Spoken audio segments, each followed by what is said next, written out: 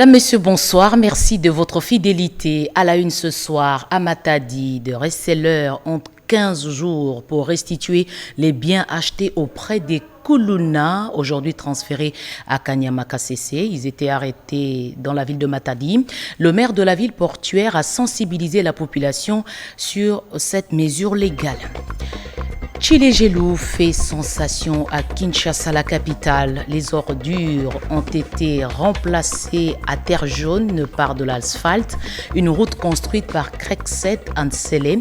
Nous ferons la visite dans cette édition d'information avec Robert Ndaichi-Sensé. Et puis des députés nationaux qui sèchent les plénières vont quitter l'Assemblée nationale. Ils sont visés par une motion incidentielle soulevée aujourd'hui en plénière. Voilà tout pour le sommaire. Encore une fois, bonsoir. Et merci de votre aimable attention. Pour commencer d'abord, cette ordonnance du 15 avril 2022 portant nomination d'un ambassadeur extraordinaire et plénipotentiaire de la République démocratique du Congo auprès de la République de Zambie. Je vous fais l'économie de texte vu la nécessité et l'urgence. Sur proposition du gouvernement, le président de la République ordonne, article 1er, est nommé ambassadeur extraordinaire et plénipotentiaire de la République démocratique du Congo auprès de la République de Zambie, Monsieur Serge Didier Bapaga Tepopileka. Article 2, le précité bénéficiera pour la durée de ses fonctions des indemnités et avantages prévus par l'ordonnance du 16 novembre 1978 portant règlement d'administration relatif au corps des diplomates de la République. Article 3, sont abrogées toutes les dispositions antérieures contraires à la présente ordonnance. Article 4, le vice-premier ministre des Affaires étrangères, est chargé de l'exécution de la présente ordonnance qui sort ses effets à la date de sa signature faite à Kinshasa le 15 avril 2022. Félix-Antoine Tshisekedi Tshilombo, Jean-Michel Samalukonde Kyenge, Premier ministre, pour copie certifiée conforme à l'original le 15 avril 2022, le cabinet du président de la République, Guylain Nyembo, directeur de cabinet. Sur la route Terre Jaune, l'espoir renaît. Devenue une décharge publique, cette avenue a été construite dans le cadre du projet Tshilé-Gelou. L'avenue a retrouvé de la valeur, une réalisation de Krekset. On fait la visite dans ce reportage de Robert Ndaichi-Sensé. Le cri de détresse de ce petit garçon a été entendu par le président de la République, Félix-Antoine Tshisekedi Tshilombo, surnommé par le Zin bâtisseur et par les autres Fachi Béton. Pour ce garçon, il fallait, à la place de la nourriture, donner à Terre Jaune une route bien asphaltée et répondant aux normes internationales. Avant-hier, une utopie, hier dans les oubliettes, la route Terre Jaune, autrefois siège des ordures et des eaux sales, a revêtu, grâce à l'expertise de l'entreprise chinoise Krekset, sa plus belle robe.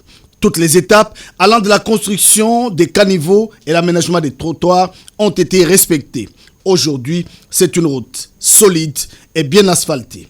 Le directeur général adjoint de Krekset, Stéphane Moundadi, qui a effectué ce dimanche de Pâques une visite d'inspection, a été chargé par la population de dire merci au président de la République pour cet ouvrage de qualité qui fera date et restera gravé dans la mémoire de toute la population de l'Ancélé. Là, nous sommes sur Terre Jaune. La population m'a chargé de remercier le président de la République, Félix-Antoine Tshisekedi. Cette route, c'est sa route.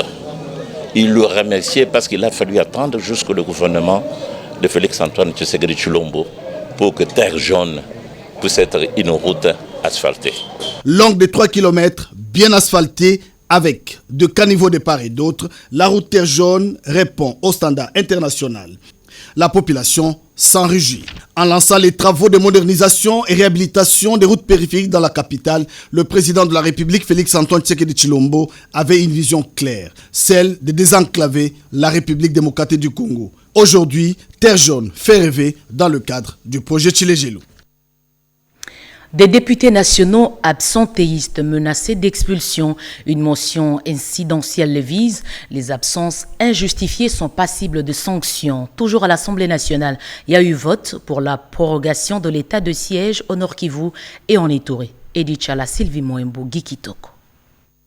Voté en séance subséquente, le texte de la proposition de loi portant prorogation de l'état de siège dans les provinces de l'Ituri et du Nord Kivu est renvoyé au Sénat en seconde lecture avant sa promulgation par le président de la République, chef de l'État, Félix Antoine Tshisekedi, sous la conduite du président de l'Assemblée nationale, Christophe Mbosoko Diapwanga, le ministre d'État, ministre de la Justice et garde des Sceaux, qui a présenté l'économie générale du dit texte, a convaincu 314 députés qui sont prononcés pour le texte, 2 ont voté contre et un seul s'est abstenu.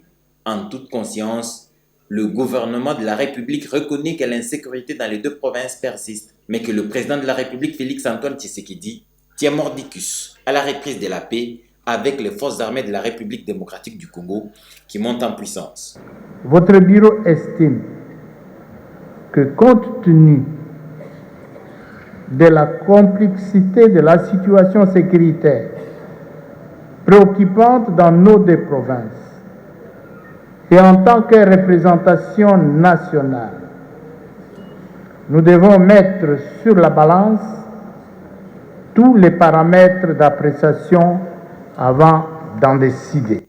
Par motion incidentielle, l'honorable Odiane est revenu sur les exigences d'un agent public de l'État comme les députés nationaux qui doit participer à tous les travaux de l'Assemblée nationale, faisant la lecture combinée des articles 121, 69 et 95 du règlement intérieur et 110 de la Constitution de la République. Le motionnaire évoque les sanctions des absences injustifiées aux plénières. Les absentéistes seront tout simplement renvoyés de l'Assemblée nationale. Alto tribalisme, la MONUSCO est sensible à cette question. Bintou Keïta, numéro 1 de la mission onusienne au Congo, a eu des échanges avec le président du Sénat. Autre matière, la situation sécuritaire, la réforme de la loi électorale. Sandra Nyangita Bogelo Kimpianga Denis Kungi.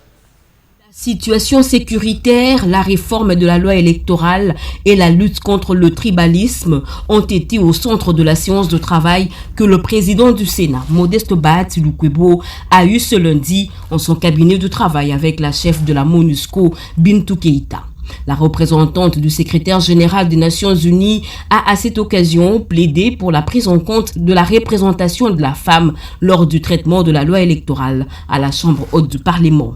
À ce sujet, justement, la responsable de la mission onusienne en RDC a félicité le président du Sénat pour la promotion de la femme au sein de son regroupement politique qui a proposé la femme à plusieurs postes de responsabilité. Bintou Keïta a en outre plaidé auprès de Modeste Bahati pour le traitement de la loi portant protection et promotion des droits des peuples autochtones pendant la session parlementaire en cours. Loi qui est d'ailleurs déjà inscrite au calendrier de la dite session. Les sujets de l'heure que nous avons évoqués, la question sécuritaire avec la détérioration de la situation sécuritaire notamment dans le Petit Nord, mais aussi la mise en œuvre de l'état de siège et nous avons abordé bien évidemment la question du M23 et le suivi de la réunion au sommet du 24 février dernier où le président avait rencontré le secrétaire général adjoint, M. Jean-Pierre Lacroix. En termes de continuité, nous avons aussi abordé la question de la réforme de la loi électorale. Où est-ce qu'on en est et notamment aussi, puisque c'est une pièce maîtresse au fait que les élections doivent se dérouler à temps et dans de bonnes conditions. Au chapitre sécuritaire, Modeste Bahati a soutenu l'idée du renforcement des effectifs de la police nationale en province et le ramassage des armes pour lutter efficacement contre l'insécurité. L'Angola exprime sa solidarité à la RDC en proie à l'insécurité dans l'Est. João Lourenço, président en exercice de la CIRGEL, l'a dit à Christophe Lutundula. Le président angolais et le vice-premier ministre des Affaires étrangères ont également évoqué à Luanda des questions liées à la résurgence du M23. Récit Doris Mozotambwe, Henri Amori. Le vice-premier ministre, ministre des Affaires étrangères et de la coopération internationale, Christophe Lutundula Palapena Pala, était porteur d'un message du président Félix Antoine Tshisekedi Tshilombo à son homologue et frère, le président de l'Angola, João Lourenço. Il a fait un aperçu général de la situation sécuritaire à l'est de la République démocratique du Congo et la résurgence du mouvement M23. en sa qualité du président en exercice de la CIRGL et en tant que président du pays frère et proche de la RDC, le président angolais João Lourenço a manifesté un intérêt réel et un engagement de solidarité à la cause de la République démocratique du Congo, confronté à ce réel problème d'insécurité à la partie orientale du pays. Le président angolais reste attentif et n'hésitera pas à prendre toute initiative nécessaire pour éradiquer l'insécurité à l'est de la République démocratique du Congo. À noter dans la suite du vice-premier ministre, ministre des Affaires étrangères, le ministre de la Défense nationale et le conseiller spécial du chef de l'État en matière de sécurité. Puisqu'on parle de sécurité, les jeunes de l'Ituri appellent leurs frères à quitter les groupes armés. Ils expriment un soutien total aux forces armées. Nombreux parmi eux sont déjà très impliqués dans des projets de développement. Junior Selimani. Menés par le gouverneur militaire de l'Ituri sur les plans sécuritaires et de développement, ne cesse de bénéficier du soutien et d'encouragement de toutes les couches de la population. Les différentes structures de jeunes réunies au sein de l'Union de jeunes congolais pour le changement ne sont pas en reste au cours d'un échange avec le commandant des opérations militaires en Ituri le vendredi 15 avril. Ces jeunes lui ont apporté leur appui et promettent de s'impliquer dans la recherche de la paix. Nous, les jeunes, dans le cadre des projets que nous exécutons dans la ville de Bunia, les jeunes avaient émis le vœu de voir que nous puissions descendre sur terrain pour que nous puissions échanger avec les jeunes qui sont à risque dans des territoires où les atrocités sont en train de battre record. Dans la foulée, ces jeunes appellent leurs congénères encore actifs dans les groupes armés à rejoindre le processus de paix en déposant les armes. Nous voulons que les jeunes soient unis. Ça ne sert à rien de se combattre mutuellement pour des miettes ou pour des petits postes. Nous voulons l'unité de la jeunesse iturienne. Quand nous sommes réunis à un seul homme, nous pouvons combattre l'ennemi. Et les jeunes qui sont dans des brousses, nous leur demandons d'entamer et de venir continuer avec le processus de paix que le gouvernement central et qu'avec les communautés locales et les gouverneurs ont déjà entamé pour que nous puissions retrouver la paix.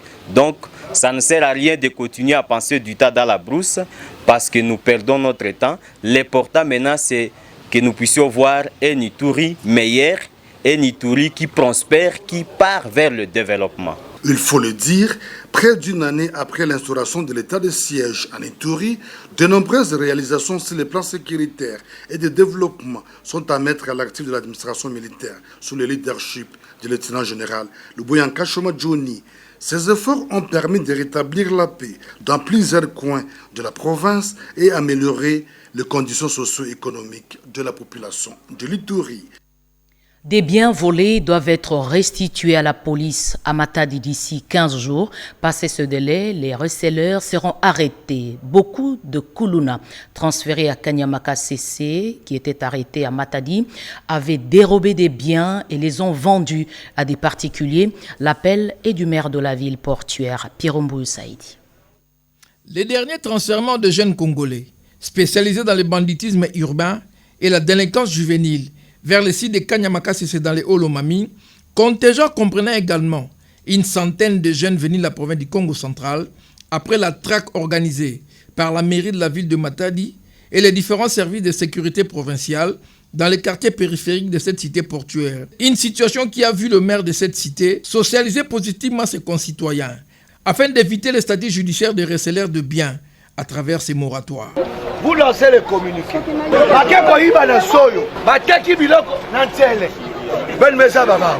Ils ont volé à Soyo. Ils ont vendu en Tsele. Tout celui qui reconnaît avoir acheté de biens auprès de ces Kuluna, nous vous donnons un moratoire pour venir restituer les 10 biens dans tous les commissariats de la police nationale congolaise de Matadi, au risque d'être des receleurs. Ici est de noter qu'avec ces moratoires de 15 jours, la mairie de Matadi et la province du Congo central concrétisent l'une des articulations de l'état de droit prôné par le président de la République, Félix Antoine Tshisekedi Tshilombo. L'apport technologique pour se vendre, le pays veut s'appuyer sur cette innovation pour retracer les produits. Des experts se réunissent à Kinshasa pour mettre au point une stratégie. Travaux ouverts par Désiré Cachemire Ebérande, ministre du numérique, Chimène Dondo. Le gouvernement de la République démocratique du Congo entend élaborer sa stratégie pour retracer ces produits et les commercialiser par la technologie code barré. Et pourquoi le pays s'élance aujourd'hui dans cette technologie?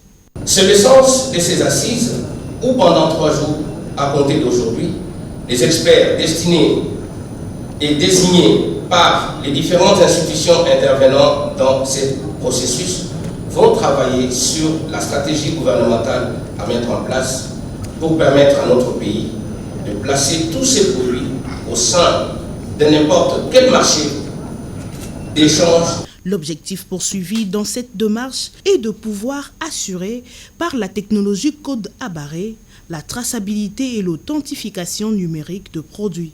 Cet objectif est également valable pour le document administratif officiel émis par les différentes entités publiques afin de renforcer le suivi, la lutte contre la fraude, le contrôle efficace et efficient de l'État pour la maximisation de recettes. L'objectif poursuivi dans cette démarche est de pouvoir assurer par la technologie code à barrer la traçabilité et l'authentification numérique de produits. Cet objectif est également valable pour le document administratif officiel émis par les différentes entités publiques afin de renforcer le suivi, la lutte contre la fraude, le contrôle efficace et efficient de l'État pour la maximisation de recettes. Jean-Lucien Boussa à Bukavu, l'objectif de la mission du ministre de Commerce est d'évaluer la mise en œuvre des accords sur la libre circulation des personnes et de leurs biens, des accords signés entre la RDC et le Rwanda. Edi Chala pour les explications. D'une forte délégation, le ministre du Commerce extérieur, Jean-Lucien Boussa Tongboa, a mis en exergue les bénéfices que le Nord et le Sud Kivu vont tirer de l'adhésion de la République démocratique du Congo à la Eastern African Community. La libre circulation des personnes et de leurs biens. Pour ce ministre national, cette adhésion est d'un apport considérable car elle touchera l'économie, le social, la réduction de la pauvreté, les préférences au niveau tarifaire seront observées, les opérateurs économiques des pays voisins comme ceux du Nord et du Sud Kivu en particulier vont avoir des facilités de commerce avec le reste des pays membres de l'EAC. Jean-Lucien Boussa a été ravi d'apprendre que les travaux de construction des bâtiments administratifs à la frontière aux Zizi 1 évoluent bien et a confirmé l'inauguration de ces bâtiments modernes pour bientôt. Une bonne connexion avec les pays voisins sera mise en place et cela fait partie du combat du gouvernement de la République démocratique du Congo. Le commerce étant l'un des piliers de la croissance économique d'un pays, les infrastructures modernes doivent être construites au niveau des frontières afin de répondre valablement aux standards internationaux. L'un des objectifs du ministre du Commerce extérieur dans sa mission dans le Sud Kivu était d'évaluer le niveau de la mise en œuvre des accords que la République démocratique du Congo a signés avec les pays voisins, notamment le Rwanda, dans le cadre de la facilitation du commerce, de la lutte contre la fraude et la contrebande à l'import et export, mais aussi encourager les petits commerçants à se mouvoir sans tracasserie aux frontières. Lufu aux normes OMC, ce poste frontalier dispose désormais d'une plateforme logistique avec de bâtiments, un port sec et hangar de scannage, projet sorti de terre sous financement de la DGDA. Riki Nzuziloya Mayawel nous fait la description dans ce reportage. Le Congo central par Lufu bénéficie désormais des meilleures infrastructures pour les services habilités à ce poste frontière avec l'Angola. Une plateforme inaugurée depuis le 9 avril 2022 au nom du chef de l'État par le ministre des Finances Nicolas Kazadi, qu'entourait le gouverneur par intérim de cette province et la directrice générale de la DGDA qui a financé les travaux, la très dynamique Kawanda Waloom Jeanne Blandine. Il ne fait l'ombre d'aucun doute que cet ouvrage, résultat des efforts consentis pour la modernisation du bureau de Lufu, contribuera à l'amélioration des conditions de travail des douaniers, à la lutte contre la fraude douanière et accisienne sous toutes ses formes, avec pour conséquence l'accroissement du taux de réalisation des recettes du Trésor. Nos installations douanières étant mises à niveau, désormais, il ne sera plus question du déséquilibre longtemps déploré dans les relations de coopération entre la douane sœur de l'Angola et la DGDA. Cette plateforme réalisée par la firme sud-africaine AUFS avec un bâtiment intégré et des halls et autres guichets, des bureaux équipés, des entrepôts pour l'import-export, un pont sec en béton, 150 caméras de surveillance reliées à la salle de monitoring surplombée par un drone de surveillance, le tout alimenté, en cas de besoin, par un générateur de 700 kVA avec un système solaire de secours. Santé, Ebola sous surveillance à l'Équateur. Pour prévenir la résurgence, un projet de réponse multisectorielle post-Ebola a été lancé sur place. Action menée par le ministre de la Santé publique, Jean-Jacques Mbongani. Séverine Pascal Katanda. Des équipements et matériels médicaux, des centaines de motos remis symboliquement au gouverneur de l'Équateur, Bobo Boloko, par le ministre de la Santé, Hygiène et Prévention, le Dr Jean-Jacques Mbongani, pour lancer officiellement le projet de réponse multisectorielle en post-Ebola dans la province de l'Équateur qui a connu des épisodes épidémiologiques macabres. Je salue l'avènement de ce projet qui tombe à point nommé visant à renforcer les systèmes de surveillance des maladies à tous les niveaux de la pyramide sanitaire. Conformément aux accords signés avec l'UNICEF, l'OMS et la Banque mondiale à travers le projet UGPDCS, les activités de surveillance seront étalées pendant une période de 6 mois et celle de la prévention pendant 12 mois avec un financement de 6 millions de dollars américains. Le docteur Baudouin Makouma signale que ce projet Récidive 4 octroie à la province de l'Équateur un laboratoire provincial de santé de type PD comparable à un mini-INRB qui sera en collaboration avec d'autres laboratoires des provinces. Toutes les zones de santé de la province de l'Équateur sont concernées, mais aussi certaines zones des provinces voisines de Maïndombe, Gachuapa, Soudouban et la Mongala pour leur proximité avec l'Équateur. Je mets en garde quiconque qui se permettrait de mal gérer ce financement sur les intrants, et celui qui s'hasardera s'attirera la rigueur de la loi. Ce projet de réponse multisectorielle en post-Ebola est un appui pour la bonne résilience contre l'épidémie à virus Ebola dans la province de l'Équateur. Les services d'intelligence travaillent pour préparer le séjour du pape en République démocratique du Congo. Différents compartiments se sont réunis à l'école de guerre. La télévision nationale mettra toute son expertise en jeu pour une meilleure couverture médiatique de cet événement. Diane Balaka. Séjour de sa sainteté, le pape François en République démocratique du Congo, annoncé pour le mois de juillet prochain 2022, a fait l'objet d'une table ronde de sécurité intérieure organisée le 14 juillet dernier à l'école supérieure des guerres. Plusieurs intervenants émanant de différentes structures ont chacun en ce qui les concerne exposé les missions et attributions de chacune des structures pour la réussite du séjour papal en RDC. Intervenant du haut de la tribune au nom du directeur général par intérim de la RTNCB, Lidé Bunga, son assistant, le directeur Ramazani Koulimouchi, Jean-Paul, a scindé son intervention en 3 parties. D'abord, en survolant les missions résolues à la RTNC, ensuite ses attributions et interactions sociales, et enfin la protection médiatique de sa sainteté, le pape François en RDC, tout en plaidant en rapport avec les difficultés techniques dues à l'état des équipements. Cependant, nonobstant sa bonne volonté de bien servir, la RTNC fait face à des sérieuses difficultés techniques dues à la vétusté de ses équipements. Cela n'empêche pas tout de même que nous puissions parler des missions qui sont révolues à la RTNC, comme les missions traditionnelles d'informer, d'éduquer, de divertir.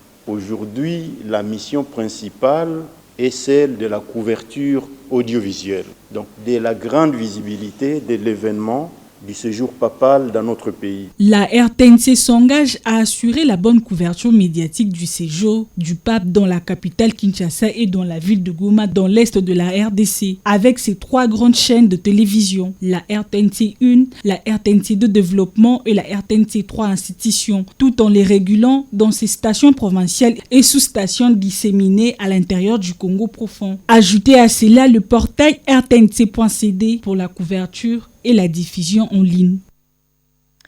Politique, Augustin Kabouya prêche par l'exemple. Le secrétaire général de l'UDPS s'est rendu hier à sa cellule telle que l'exigent les statuts du parti présidentiel.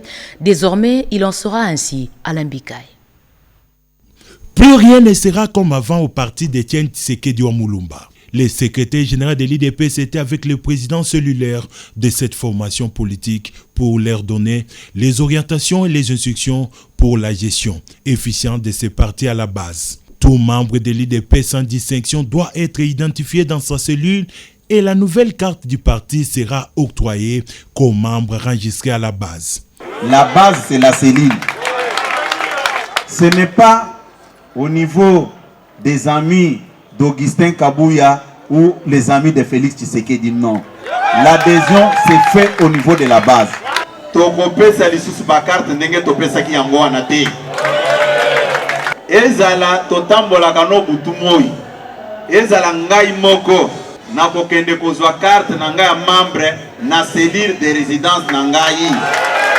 C'était aussi l'occasion pour les numéro 1 de l'IDPS de mettre les troupes en ordre de bataille pour les échéances de 2023. Les gestionnaires de ces partis à la base ont été également sensibilisés sur la loyauté au chef de l'État, la tolérance et l'unité au sein du parti. Pour couper court à la campagne d'intoxication menée par certains membres de l'IDPS contre les chefs de l'État, une équipe est mise en place pour identifier tous les membres exerçant un travail pour les comptes de ces partis au sein des institutions de la République, a annoncé le secrétaire général de l'IDPS.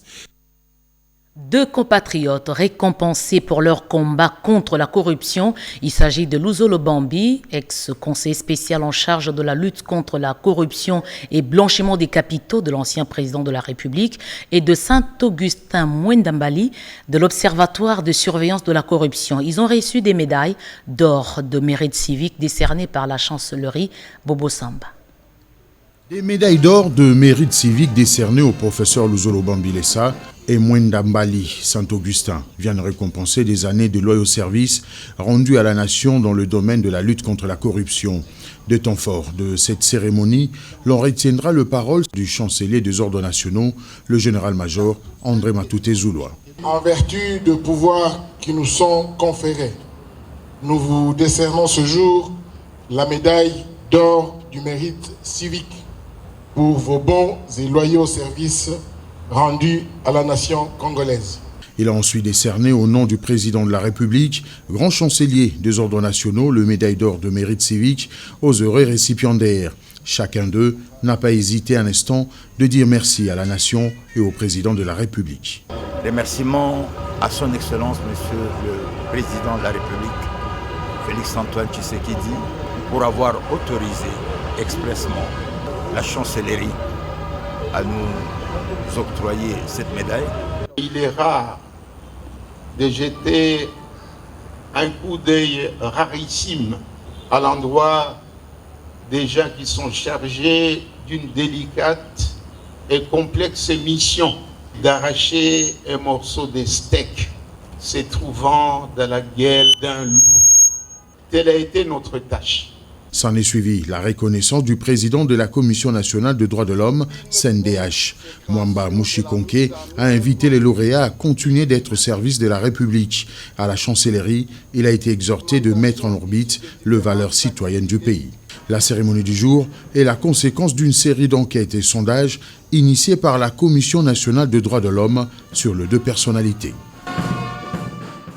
La SNEL SA, département de distribution de Kinshasa, informe son aimable clientèle que suite aux travaux prévus sur la ligne 132 kV Zongo-Badiadingi, la fourniture de l'énergie électrique sera interrompue ce mardi, demain, 19 avril 2022, de 8h30 à 18h dans certains quartiers des communes ci-après, Mongafula, Ngaliema et Selembao. Toutefois, le rétablissement de l'électricité pourra intervenir aussitôt que les travaux prendront fin. Pour toute information utile, les centres de vente et services ainsi que le call center 177 et 188 sont à la disposition de la clientèle. La SNEL SA présente ses excuses pour ce désagrément. Justement, la SNEL veut protéger ses équipements au Congo central. Un nouveau dispositif anti-incendie vient d'être installé à Inga. Reportage de Yvette Makuntima. Si l'on s'en tient seulement aux équipements ultramodernes et à la taille de cette infrastructure nouvellement construite, les postes de dispersion d'Inga offrent plusieurs avantages et une option de plus pour le contrôle et commande pendant l'exploitation de l'énergie électrique produite par Inga 1 et 2. Ajoutez à cela un poste en plein air, des outils qui nécessitent une protection optimale.